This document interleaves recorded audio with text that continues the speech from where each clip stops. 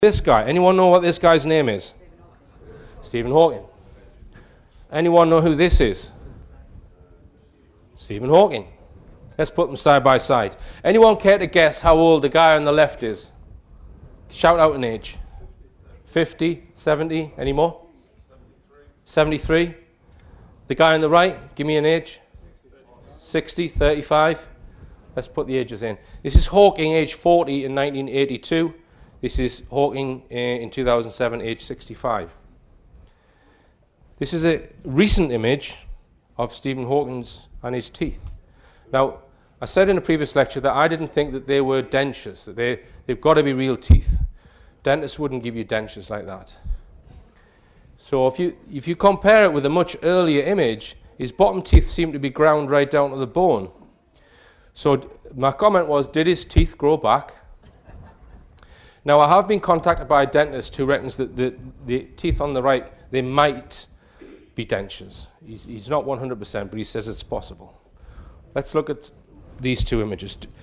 Do you believe they are the same person? Look carefully. Look carefully. The one on the right is much more recent. The one on the left is, I think, from probably the late 70s or early 80s. Here's Hawking in the 60s, 70s, 80s. This is him now. Do you believe that is the same person? This comes from a paper by Miles Mathis entitled Stephen Hawking Died and Has Been Replaced. Now then, which I find persuasive. I've been downloading hundreds of images of Stephen Hawking trying to find further evidence about this. But for me, this is the most strongest evidence, what I'm about to read you. Hawking has amyotrophic lateral sclerosis, also known as Lou Gehrig's disease. The average survival time for ALS is 4 years. When Hawking was first diagnosed in 1963, doctors gave him 2 years to live.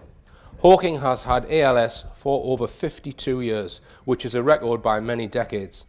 Jason Becker is the only person I have heard of who has lived more than 20 years with the disease. So there is about a 3-decade difference between the longest survivor and the second longest survivor. And yet, here we are, 52 years later and counting. It appears the real Hawking did beat the odds and live for about 20 years, but at some point he was replaced. I have no proof he died, but I assume that is why they replaced him. He was a very useful public relations entity for physics, and they didn't want to lose him. So there's your reason, yeah? Let's assume it's true. You can see why they might do it, because we know, if you watch Rich Planet, that there are things in science which have been covered up. Cold fusion technology, free energy technology, directed energy weapons, possibly anti-gravitic propulsion systems, all kinds of things, right?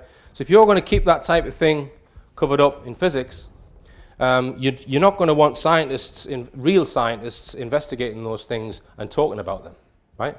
So you can see a motive there. And this guy is treated like a god. No one can question Hawking. He's far too clever, isn't he? Stuff like this. Shit.